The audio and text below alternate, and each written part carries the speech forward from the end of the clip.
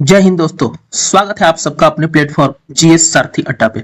तो प्यारे बच्चों, हर रोज की भांति आज हम फिर नए सेशन में जुड़ने वाले हैं और इस सेशन का नाम है भारतीय राष्ट्रीय कांग्रेस, जिसमें आज हम one shot rapid fire question करेंगे, क्योंकि इन सभी प्रश्नों को हमने पहले डिटेल्ड में सेशन बाय सेशन कर लिया है।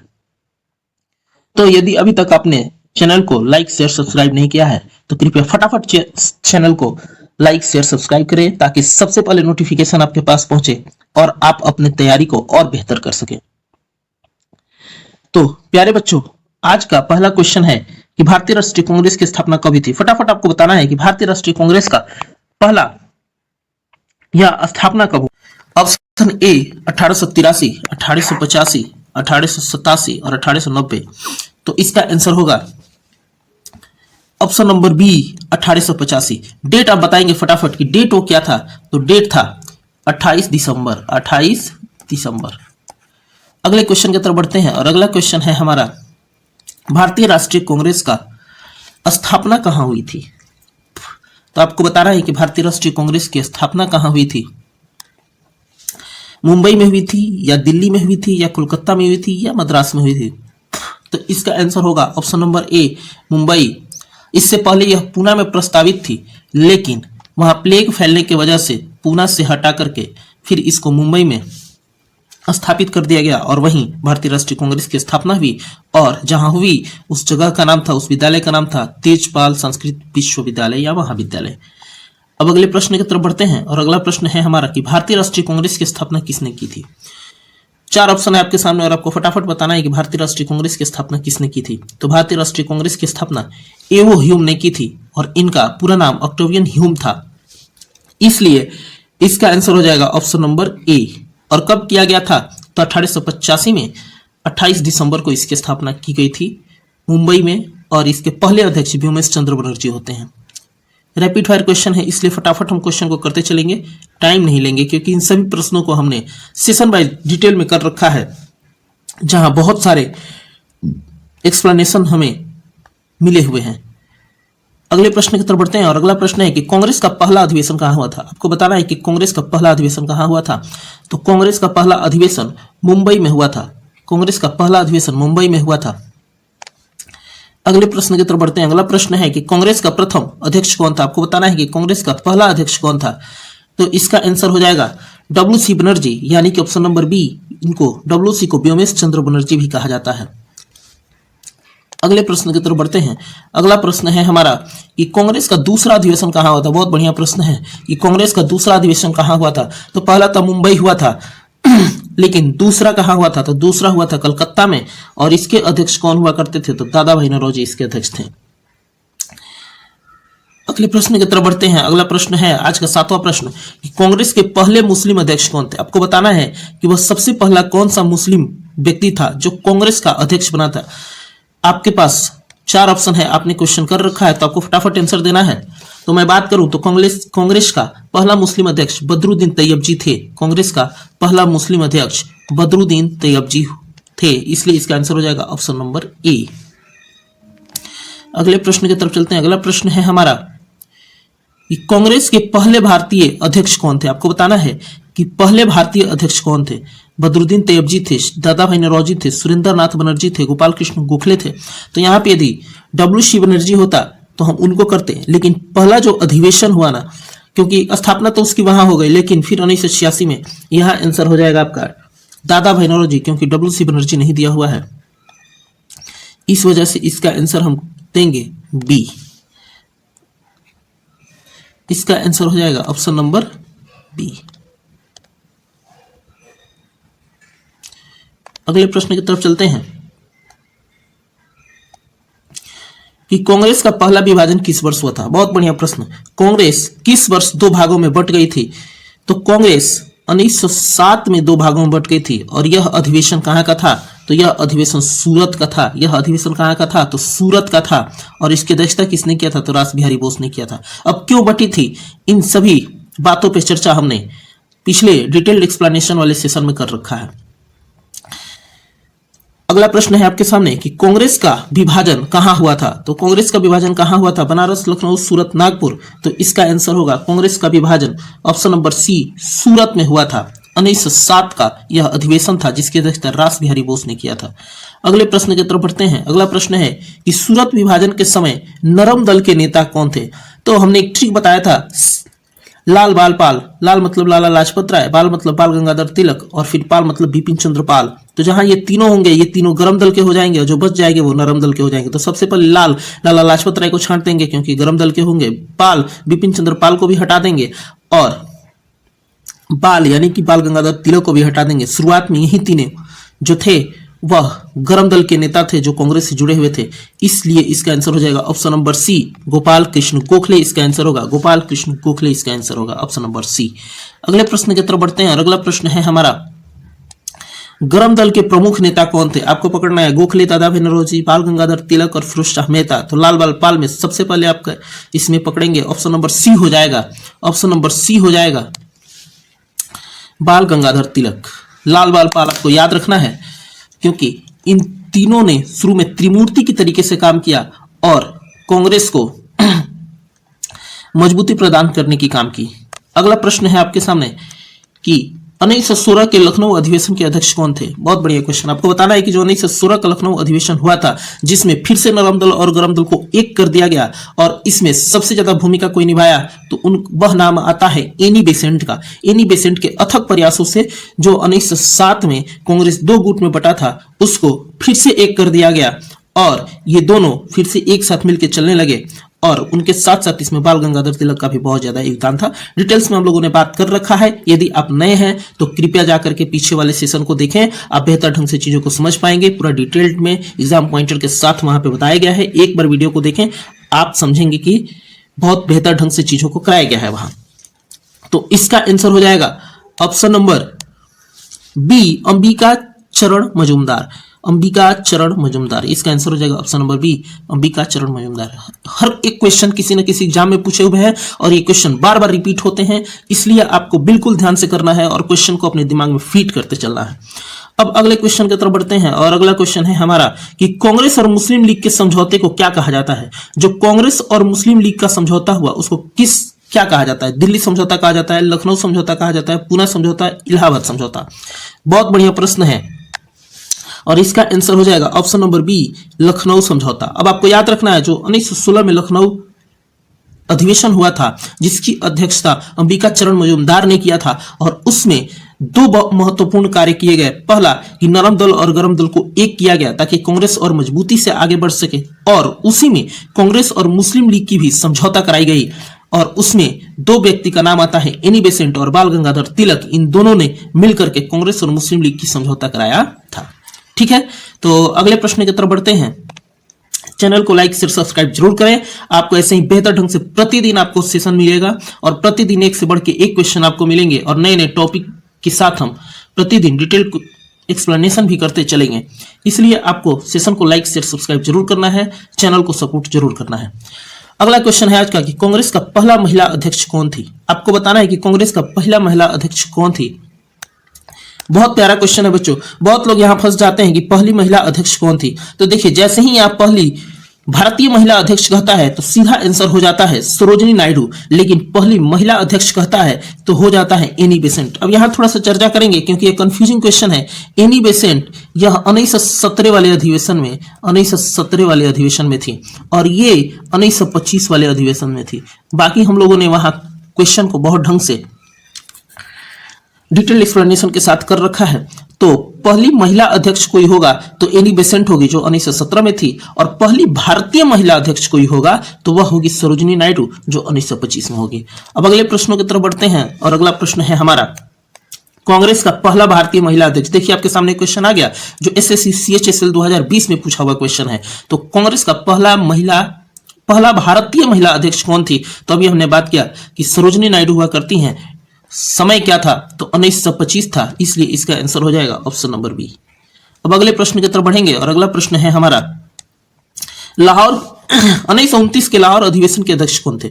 बताइए, इन चारों में से वह कौन से व्यक्ति हुआ करते थे जो 1929 के लाहौर अधिवेशन की अध्यक्षता की थी। तो हमने बहुत डिटेल में बात कर रखा है कि 1929 का जो लाहौर अधिवेशन है बहुत महत्वपूर्ण है क्योंकि इसी अधिवेशन में पंडित जवाहरलाल नेहरू ने पूर्ण स्वतंत्रता की मांग की और 31 दिसंबर 31 दिसंबर 1929 को इन्होंने रावी नदी के तट पे 12 बजे रात को झंडा फहरा करके कहा कि हम पूर्ण स्वतंत्रता की मांग करते हुए और मानते हुए आगे बढ़ते हैं। झंडा फहरा करके यह मनाया गया, इसलिए बहुत महत्वपूर्ण है। इसलिए आप यदि अभी तक पिछले वाले सेशन को नहीं देखे हैं तो फटाफट जाइए पिछले वाले सेशन को देखिए, बहुत डिटेल में बातें की गई हैं, बहुत डिटेल में आप क्वेश्चन को समझेंगे और वहां से एक एक लाइन से एक एक पॉइंट से आपके एग्जाम में क्वेश्चन बनने वाले हैं। और आप एक बार इस पूरे सेशन को कर लेते हैं तो आपका एक भी क्वेश्चन भारतीय राष्ट्रीय कांग्रेस का किसी भी एग्जाम में नहीं छूटेगा, ये मेरा वादा है आपसे, क्योंकि बहुत मेहनत करके बहुत प्रकार के जगहों से इस क्वेश्चन को कलेक्ट करके ला करके आपके सामने इस कंटेंट को दिया जा रहा है। ये जो कंटेंट है यह बहुत ही बेहतरीन है। आप एक बार इस पूरे कंटेंट को कीजिए और फिर जाकर के आप PYQ को कीजिए, आप 100% 99 जो परसेंट है ना 99.9% आप क्वेश्चन को कर पाएंगे। तो इसका आंसर क्या होगा? इसका आंसर होगा जवाहरलाल नेहरू 1929 में इसकी अध्यक्षता जवाहरलाल नेहरू ने की थी, जिसमें सबसे पहले पूर्ण स्वराज या पूर्ण स्वतंत्रता की मांग की गई थी या प्रस्ताव पारित की गई थी। अब अगले क्वेश्चन की तरफ बढ़ते हैं। अगला क्वेश्चन है कि पूर्ण स्वराज की घोषणा कब हुई थी? बहुत बढ़िया क्वेश्चन। पूर्ण स्वराज की घोषणा कब हुई थी? तो पूर्ण स्वराज की घोषणा 1929 में हुई थी। कब हुई थी? 1929 में हुई थी। अगले प्रश्न की तरफ बढ़ेंगे और अगला प्रश्न है कि कांग्रेस का झंडा किसने तैयार किया था? बहुत बढ़िया, तिलक ने किया था, पिंगली वेंकैया ने किया था, गांधी जी ने किया था, नेहरू ने किया था। तो इसका आंसर हो जाएगा ऑप्शन नंबर बी, पिंगली वेंकैया ने किया था। कब किया था आप बताएंगे फटाफट कमेंट में कि कब किया था, यह मैं आपके लिए छोड़ देता हूं। और कांग्रेस ने कब इस झंडे को अपनाया था, ये दोनों क्वेश्चन का आंसर आप कमेंट में फटाफट बताएंगे। अगला है कि 1931 के कराची अधिवेशन के अध्यक्ष कौन थे? पटेल जी थे, गांधी जी थे, सुभाष चंद्र बोस जी थे और जवाहरलाल नेहरू थे। तो 1931 का जो कराची अधिवेशन था इसके अध्यक्ष सरदार वल्लभ भाई पटेल हुआ करते हैं, इसलिए इसका आंसर हो जाएगा ऑप्शन नंबर ए।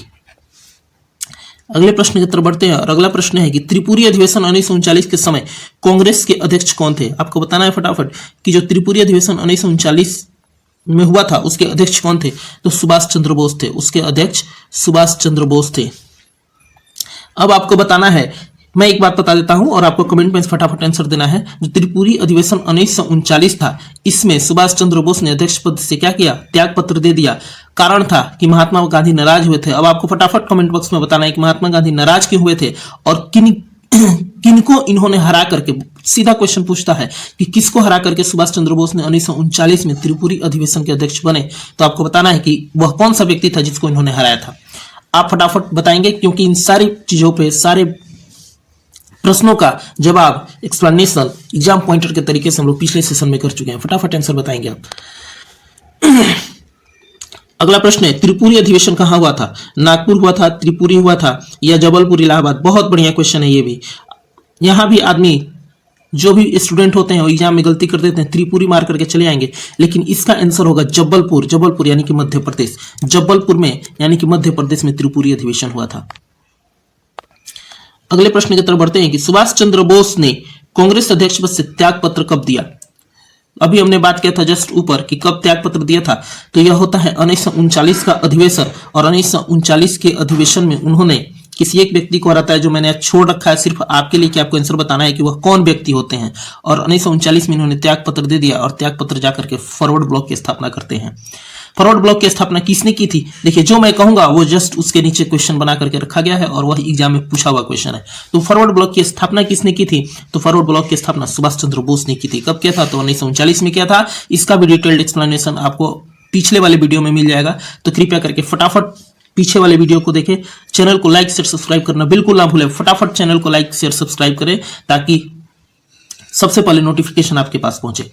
अगला प्रश्न है कि 1937 में प्रांतीय स्वायत्तता की अधिनियम के तहत 1935 में प्रांतीय स्वायत्तता किस अधिनियम के तहत मिली? आपको बताना है कि वो कौन सा अधिनियम था जिसके वजह से 1937 में प्रांतीय स्वायत्तता मिली। इस पे भी हम लोगों ने डिटेल में बात कर रखा है। और एक अधिनियम आता है जिस अधिनियम का नाम है 1935 अधिनियम। क्या नाम है अधिनियम का? 1935 अधिनियम। 1935 अधिनियम ऑप्शन नंबर सी हो जाएगा। अगला प्रश्न है आपके सामने कि 1937 में कांग्रेस ने कितने प्रांतों में सरकार बनाई थी? आपको बताना है कि जो 1937 में कांग्रेस ने चुनाव लड़ा था उसमें कितने प्रांतों में सरकार बनाई थी? सीधा सीधा आपको बताना है और इसका आंसर हो जाएगा ऑप्शन नंबर सी, 7 प्रांतों में बनाई थी। अब मैं आपके लिए ये छोड़ रहा हूं कि आपको बताना है कि कितने प्रांत थे, कितने प्रांतों में उसने 7 जगहों पे बनाई थी। फटाफट आपको कमेंट बॉक्स में आंसर करना है कि कितने प्रांत थे जिसमें से उन्होंने 7 जगहों पे अपनी सरकार बनाई थी। अगला क्वेश्चन, कांग्रेस मंत्रिमंडल ने त्याग पत्र कब दिया? 1937, 1938, 1939 और 1942। तो इसका आंसर हो जाएगा 1939। बहुत बढ़िया प्रश्न है। कब दिया था जो मंत्रिमंडल से त्याग पत्र था? तो 1939 में दिया था। कारण क्या था ये आप बताएंगे, क्योंकि हमने आपको बिल्कुल सही ढंग से क्वेश्चन को करा दिया है कि आखिर वो कौन सा ऐसा कारण था जिस वजह से कांग्रेस ने मंत्रिमंडल से त्याग पत्र दिया था। फटाफट आप कमेंट बॉक्स में आंसर करेंगे। फटाफट देखते हैं किसका आंसर सही होता है। क्या कारण था? कारण आपको बताना है। अगला प्रश्न है, भारत छोड़ो आंदोलन का प्रस्ताव किस अधिवेशन में पारित हुआ था? तो सबसे पहले हम याद करेंगे कि भारत छोड़ो आंदोलन कब हुआ था। तो भारत छोड़ो आंदोलन 1942 में हुआ था, ये मैं बता दूंगा। इसके आगे क्वेश्चन जो भी आएंगे वहां, तो 1942 में हुआ था। अब यह अधिवेशन कहाँ था? लाहौर का था, कराची का था, मुंबई का था, नागपुर का था। तो यह अधिवेशन मुंबई में हुआ था। कहाँ हुआ था? मुंबई में। ऑप्शन नंबर सी हो जाएगा। और आपको बस इतना बताना है कि मुंबई में कहां से हुआ था। आपको कमेंट में फटाफट आंसर करना है कि मुंबई में कहां से हुआ था, मुंबई में कहां से हुआ था। सारी चीजों पे हम लोगों ने चर्चा कर रखा है। यदि आप नए हैं तो चैनल को लाइक शेयर सब्सक्राइब करें और फटाफट जाकर के पुराने वाली वीडियो को देखें। वहां 5 सेशन में हम लोगों ने 20-20 क्वेश्चन किए हुए हैं और जब आप उसको देखेंगे तो आप फटाफट आंसर देंगे और सिर्फ आंसर ही नहीं बल्कि उस हर एक क्वेश्चन पे 5 लाइन आप बोल सकेंगे, बता सकेंगे लोगों को और एग्जाम में जाकर के आप अपना झंडा फहरा करके आएंगे। अगला प्रश्न है कि भारत छोड़ो आंदोलन किस वर्ष प्रारंभ हुआ था? भारत छोड़ो आंदोलन किस वर्ष प्रारंभ हुआ था? बहुत बढ़िया। 1940 में हुआ था, 42 में हुआ था, 41 में हुआ था, 43 में हुआ था। तो इसका आंसर हो जाएगा ऑप्शन नंबर सी, 1942 में हुआ था। इसका आंसर हो जाएगा ऑप्शन नंबर सी, 1942 में हुआ था। कहां से हुआ था? फटाफट कमेंट बॉक्स में आप लिखेंगे कहां से हुआ था। भारत छोड़ो आंदोलन का नारा किसने दिया था? बहुत बढ़िया। सबसे पहले आपको बताना है भारत छोड़ो आंदोलन का नारा किसने दिया था? नेहरू जी ने दिया था, पटेल जी ने दिया था, गांधी जी ने दिया था, सुभाष चंद्र बोस ने दिया था। तो इसका आंसर हो जाएगा ऑप्शन नंबर सी, गांधी जी ने दिया था। और यह 1942 में शुरू की गई थी। आपको इसका डेट बता देना है कि भारत छोड़ो आंदोलन का डेट क्या था, किस डेट को यह लागू हुई थी। डेट आपको बताना है, आपको डेट बता देना है। कमेंट बॉक्स में फटाफट डेट बताना है कि वह कौन सा डेट था जिस दिन भारत छोड़ो आंदोलन लागू हुआ था। करो या मरो का नारा किस आंदोलन से संबंधित है? बहुत बढ़िया प्रश्न है। करो या मरो का नारा किस आंदोलन से संबंधित है? ऑप्शन ए, असहयोग आंदोलन, सविनय अवज्ञा आंदोलन, भारत छोड़ो आंदोलन, होम रूल। तो करो या मरो का नारा, महात्मा गांधी तो शुरू में अहिंसा के रास्ते पे चल रहे थे, लेकिन लास्ट में उन्हें इस बात का एहसास हुआ कि अंग्रेज ऐसे जाने वाले नहीं है, तो उन्होंने कहा कि अब यह हमारी आखिरी लड़ाई होगी और करो या मरो का नारा उन्होंने दिया। कहा कि या तो कुछ करो या फिर मरो, लेकिन आजादी अब हमें चाहिए ही चाहिए। तो यह भारत छोड़ो आंदोलन में नारा दिया गया था, ऑप्शन नंबर सी। अगला प्रश्न है, जो भी प्रश्न है विगत वर्षों में पूछे गए हैं, आप यदि टीआरई 4, एईडीओ, सीजीएल या फिर किसी भी एग्जाम का प्रिपरेशन कर रहे हैं, यदि मॉडर्न हिस्ट्री वहां आएगा तो मॉडर्न हिस्ट्री में एक ही नाम आएगा और वो आएगा जीएस सारथी अड्डा, जिसका एक एक क्वेश्चन आपके सामने दिखेगा और आप बेहतर ढंग से क्वेश्चन कर पाएंगे। जो हमने एग्जाम पॉइंटर में लिखा रखा है, जो हमने क्वेश्चन करा रखा है, इसी क्वेश्चन से और एग्जाम पॉइंटर से एक भी बाहर प्रश्न नहीं बनेगा। ये मेरा वादा है आपसे, क्योंकि बहुत मेहनत से इस कंटेंट को तैयार किया जा रहा है, बहुत समय लेकर के इस कंटेंट को तैयार किया जा रहा है। ऐसा नहीं कि कुछ भी लेकर के आया गया और आपके सामने रख दिया गया, पढ़ा दिया गया। चलता फिरता क्वेश्चन के साथ साथ इसमें बहुत ऐसे क्वेश्चन हैं जो क्वेश्चन डायरेक्ट आपके एग्जाम में पूछ लिए जाएंगे, आने वाले जो भी एग्जाम है उसमें। अब यह है आज का 32वां प्रश्न, क्रिप्स मिशन भारत कब आया? आपको बताना है कि क्रिप्स मिशन भारत कब आया। 1940 में आया, 1941 में आया, 1942 में आया, 1943 में आया। क्रिप्स मिशन भारत कब आया था? तो 1940, 41, 42 और 43। तो इसका आंसर हो जाएगा ऑप्शन नंबर सी, यानी कि 1942 में आया, 1942 में आया। अब आपको बताएंगे क्रिप्स मिशन के सदस्य कौन कौन थे। मैं यहां बता देता हूं कि क्रिप्स मिशन में 3 सदस्य थे और उन तीनों का नाम आपको बताना है फटाफट कमेंट बॉक्स में। अगला प्रश्न आपके सामने, क्रिप्स मिशन किस देश से संबंधित था? वाह, एसएससी सीजीएल 2016 का था। कौन नहीं बताएगा कि क्रिप्स मिशन कहां से था? जब अंग्रेज हम पे शासन कर रहे थे तो कहां से होगा? अंग्रेज से ना होगा। और अंग्रेज कहां के थे? इंग्लैंड के थे, तो इसलिए आंसर हो जाएगा ऑप्शन नंबर बी। अब अगले प्रश्न की तरफ बढ़ते हैं और अगला प्रश्न है कि क्रिप्स मिशन का विरोध क्यों किया गया? बहुत बढ़िया। इसमें डोमिनियन स्टेट के कारण, प्रांतों को अलग होने का अधिकार, तत्कालिक स्वतंत्रता न होना और उपयुक्त सभी। तो इसका आंसर हो जाएगा उपयुक्त सभी। ये सभी के सभी कारण थे, क्योंकि तत्कालिक स्वतंत्रता देने से भी कतरा रहे थे वो लोग। प्रांतों को अलग होने का जो अधिकार था उस पर बात नहीं कर रहे थे, डोमिनियन स्टेट कह रहे थे। लेकिन भारतीयों ने 1929 में ही पूर्ण स्वतंत्रता का ऐलान कर दिया था, इसलिए उन्हें डोमिनियन स्टेट नहीं चाहिए। तो ये सभी कारण थे जिस वजह से क्रिप्स मिशन का विरोध किया गया।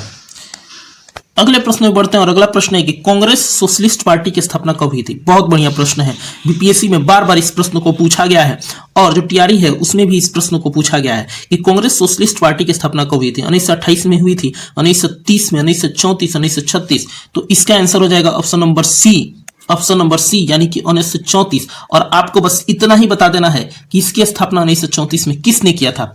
ये हम लोगों ने डिटेल्ड वाले वीडियो में कर रखा है, लेकिन आपको कमेंट बॉक्स में फटाफट बताना है, देखना है कि आपको याद है कि नहीं, आपके दिमाग में कितने क्वेश्चन कितने ढंग से, कितने बेहतरीन ढंग से फिट है, इस चीज की जांच हो जाए। और यदि आप नए हैं तो चैनल को लाइक शेयर सब्सक्राइब जरूर करें और आप हमारे साथ जुड़े रहें। हर एग्जाम में भारतीय राष्ट्रीय कांग्रेस ही नहीं बल्कि इतिहास का कोई भी प्रश्न मैं आपसे छूटने नहीं दूंगा। अगला प्रश्न है कि कांग्रेस सोशलिस्ट पार्टी के प्रमुख नेता कौन थे। बहुत बढ़िया, कांग्रेस सोशलिस्ट पार्टी के प्रमुख नेता कौन थे। तो इसका आंसर हो जाएगा option number B, Jayaprakash Narayan. Jayaprakash Narayan. इनके एक और सहयोगी मित्र हुआ करते हैं, आपको यदि याद है तो आप बताइए कि इनके एक और सहयोगी मित्र कौन हुआ करते हैं, और 2 लोग इसके प्रमुख नेता हुआ करते हैं। अगला क्वेश्चन है कैबिनेट मिशन भारत कब आया था। 1942 में, 1944 में, 1946 में, 1947 में। तो इसका आंसर हो जाएगा ऑप्शन नंबर सी यानी कि 1946। कैबिनेट मिशन भारत 1946 में आया था। अगला क्वेश्चन है कि कैबिनेट मिशन में कितने सदस्य थे। 2 थे, 3 थे, 4 थे, 5 थे। आपको बताना है फटाफट कि कैबिनेट मिशन में कितने सदस्य थे। 2, 3, 4, 5। तो इसका आंसर हो जाएगा ऑप्शन नंबर बी यानी कि 3 सदस्य थे। अगला प्रश्न है अंतरिम सरकार का गठन कब हुआ। आपको बताना है कि अंतरिम सरकार का जो गठन था वो कब हुआ। 1945 में हुआ, 1946 में हुआ, 1947 में हुआ, 1948 में हुआ। तो अंतरिम सरकार का भी गठन 1946 में हुआ जब कैबिनेट मिशन आया तब। तो इसका आंसर हो जाएगा ऑप्शन नंबर बी 1946। अगले प्रश्न की तरफ बढ़ते हैं और अगला प्रश्न है कि अंतरिम सरकार के प्रथम प्रधानमंत्री कौन थे। बहुत बढ़िया, जो हमारे देश के प्रथम प्रधानमंत्री हुआ करते थे वहीं अंतरिम सरकार के प्रथम प्रधानमंत्री होंगे और उनका नाम होगा Pandit Jawaharlal Nehru. Option number C. हम लोगों ने बिल्कुल डिटेल में बात कर रखा है। पिछले सभी प्रश्नों में 5 सीरीज होंगे 20-20 प्रश्न के, और उन सभी प्रश्नों को एक एक प्रश्न का ऑपरेशन किया गया है बिल्कुल ढंग से। की पॉइंटर के तरीके से एक क्वेश्चन से 5 से 7 क्वेश्चन बनाए गए हैं। आप बस देखिए और बहुत अच्छा आपको सेशन लगेगा। अगला प्रश्न है कि कांग्रेस का पहला ग्रामीण अधिवेशन कहां हुआ था। हरिपुरा हुआ था, फैजपुर हुआ था, नागपुर हुआ था, कराची। यानी कि इस प्रश्न को सबसे पहले आपको समझना है कि इससे पहले जो भी कांग्रेस का अधिवेशन हुआ करता था वो किसी न किसी शहर में हुआ करता था, लेकिन यह पहला अधिवेशन था जो सबसे पहले किसी गांव में किया गया था ताकि ग्रामीणों को और वहां के किसानों को जोड़ा जा सके। तो इसका आंसर हो जाएगा ऑप्शन नंबर बी यानी कि फैजपुर। और आपको बताना है कि फैजपुर का अधिवेशन कब हुआ था। आपको डेट बताना है कि कब हुआ था, कब हुआ था, कब हुआ था, ये आपको बताना है। अब अगले प्रश्न की तरफ बढ़ते हैं, फटाफट कमेंट बॉक्स में आंसर दीजिएगा। अब अगले प्रश्न की तरफ बढ़ते हैं और अगला प्रश्न है हमारा फैजपुर अधिवेशन के अध्यक्ष कौन थे। फैजपुर अधिवेशन के अध्यक्ष कौन थे। गांधी जी थे, नेहरू जी थे, पटेल जी थे और राजेंद्र प्रसाद जी थे। ऑप्शन नंबर ए होगा, बी होगा, सी होगा, डी होगा। तो इसका आंसर हो जाएगा ऑप्शन नंबर बी यानी कि नेहरू जी थे। और एक बात और आपको याद रखना है कि ये जो अधिवेशन था इस साल दो अधिवेशन में थे, विशेष अधिवेशन भी बुलाया गया था। खैर छोड़िए, वहां बात कर लिए हैं, ज्यादा लंबा हो जाएगा, इसलिए यहां से अब अगले प्रश्न पे चलते हैं। हरिपुरा अधिवेशन कब हुआ था। 1936 में हुआ था, 37 में हुआ था, 38 में और 1939 में। बहुत बढ़िया, हरिपुरा अधिवेशन 1938 में हुआ था। इसके अध्यक्ष कौन थे। तो इसके अध्यक्ष वही जो 39 में थे, उसके जस्ट पहले 38 में भी वही अध्यक्ष थे और उनका नाम आएगा सुभाष चंद्र बोस। सुभाष चंद्र बोस। अगले प्रश्न की तरफ बढ़ते हैं और अगला प्रश्न है कि हरिपुरा अधिवेशन के अध्यक्ष कौन थे। तो अभी हमने बता दिया, इसका आंसर हो जाएगा ऑप्शन नंबर ए यानी कि सुभाष चंद्र बोस 1938 के हरिपुरा अधिवेशन के अध्यक्ष थे। अगले प्रश्न की तरफ बढ़ते हैं। अगला प्रश्न है कि असहयोग आंदोलन कब प्रारंभ हुआ था। आपको बताना है कि असहयोग आंदोलन कब प्रारंभ हुआ था? आपके सामने ऑप्शन है 4, 1917 में, 1919 में, 1920 में, 1922 में। तो असहयोग आंदोलन 1920 में प्रारंभ हुआ था और इसका डेट भी पूछ लिया जाता है, इसलिए डेट के साथ आप बताएंगे कि इसका डेट क्या था। डेट क्या था, आपको डेट बताना है कि किस डेट को हुआ था, 1920 में किस डेट को हुआ था। कमेंट बॉक्स में फटाफट आपको बताना है।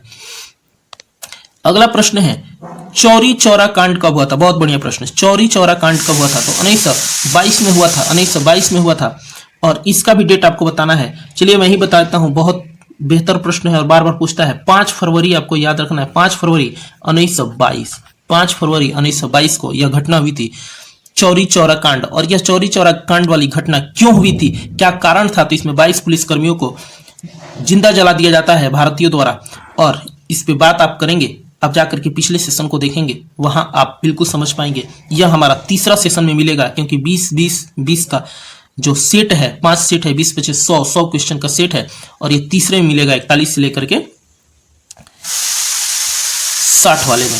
तो इसका आंसर होगा 1922, मैंने बता दिया। अब अगले प्रश्न की तरफ चलते हैं और अगला प्रश्न है चौरी चौरा कांड के बाद कौन सा आंदोलन वापस लिया गया? आपको बताना है कि जब चौरी चौरा कांड होता है तो कौन सा जो आंदोलन था उसको वापस ले लिया गया। तो असहयोग आंदोलन था जो 1920 में पारित हुआ था, उसको वापस ले लिया जाता है।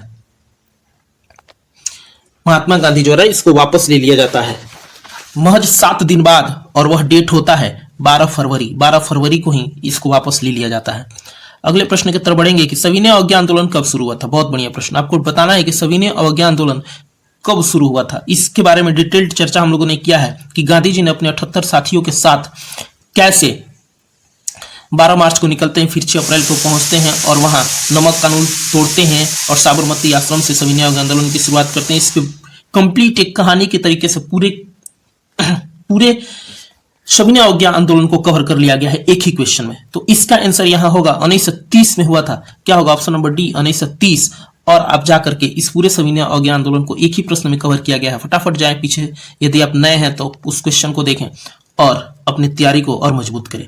दांडी मार्च कब प्रारंभ हुआ था? कब प्रारंभ हुआ था? 10 मार्च को, 12 मार्च को, 15 मार्च को और 18 मार्च को। तो इसका आंसर हो जाएगा ऑप्शन नंबर बी, यानी कि 12 मार्च 1930 को, 12 मार्च 1930 को। अगला प्रश्न है गांधी इरविन समझौता कब हुआ? गांधी इरविन समझौता कब हुआ? गांधी इरविन समझौता 1930 में हुआ था, 31 में हुआ था, 32 में हुआ था, 33 में हुआ था। तो इसका आंसर होगा 1931 में हुआ था, 1931 में हुआ था। और डेट फिर आपको बताना है कमेंट बॉक्स में कि वो डेट क्या था, क्योंकि हमने डेट के साथ इसको बता रखा है। और गांधी इरविन समझौता को दिल्ली समझौता के भी नाम से जाना जाता था और यही समझौता होता है जिसके बाद गांधी जी दूसरे गोलमेज सम्मेलन में भारतीय राष्ट्रीय कांग्रेस के प्रतिनिधित्व बन के जाते हैं। और ये भी क्वेश्चन पूछता है कि भारतीय राष्ट्रीय कांग्रेस के प्रतिनिधित्व बन के जाने वाले दूसरे गोलमेज सम्मेलन में कौन व्यक्ति थे? तो गांधी जी थे। कांग्रेस कितनी बार गोलमेज सम्मेलन में गया? तो केवल एक ही बार 1931 वाला में गया था। और गोलमेज सम्मेलन कितना बार हुआ? तो 3 बार हुआ, 30, 31, 32, 3 बार हुआ। तीनों में कौन उपस्थित है? ये सभी प्रश्नों पे बात हम कर चुके हैं और करते चलेंगे। तो वीडियो लंबा ना हो जाए इसलिए इसको 2 पार्ट में हम करेंगे। आज 1 से लेकर के 50 तक के प्रश्नों को किया, कल हम फिर 51 से 100 तक के प्रश्नों को करेंगे और बिल्कुल कंप्लीट कर देंगे। उसके बाद नए टॉपिक स्वदेशी आंदोलन से हम शुरू करेंगे जो 1905 से लेकर के फिर आगे तक की कहानी चलेगी। यहां तक हम लोगों ने इस टॉपिक को बहुत बेहतर ढंग से कवर किया। और अभी तक यदि आपने इस सेशन को लाइक शेयर सब्सक्राइब नहीं किया है तो कृपया लाइक शेयर सब्सक्राइब जरूर करें। ये सभी प्रश्न है जो कल हम करेंगे, क्योंकि वीडियो बहुत लंबा हो जाएगा, इसलिए 50-50 के खुराक में यदि हम करेंगे तो यह एक दवा की तरीके से काम करेगा और सारी चीजें आपके दिमाग में रहेंगी। आप वीडियो को 1 बार 2 बार 3 बार देखें या फिर वीडियो को पॉज कर करके बिल्कुल ढंग से देखें और आप अपने तैयारी को एक नया मोड़ दें। ये जीएस सारथी अड्डा आपका सारथी बनकर के आपके सफलता के मार्ग तक चलेगा। जब तक आप सफलता के शिखर तक नहीं पहुंचती हैं तब तक आपके साथ चलेगा। इसीलिए चैनल को लाइक शेयर सब्सक्राइब करें और फिर मिलते हैं कल अगले 50 प्रश्नों के साथ, जिसमें फिर ऐसे ही रैपिड फायर क्वेश्चन लेकर के मैं आऊंगा। उसके बाद फिर नया सेशन होगा, वहां फिर डिटेल एक्सप्लेनेशन के साथ आगे बढ़ेंगे। थैंक यू, धन्यवाद, बाय बाय। तो चैनल को लाइक शेयर सब्सक्राइब करना ना भूलें। जल्दी से जल्दी लाइक करें, जल्दी से जल्दी सब्सक्राइब करें ताकि सबसे पहले वीडियो आपके पास पहुंचे और आप अपनी तैयारी को और बेहतर आयाम, बेहतर विकल्प के रूप में लेकर के सफलता के उस मार्ग तक पहुंचे जहां आपको पहुंचना अनिवार्य है।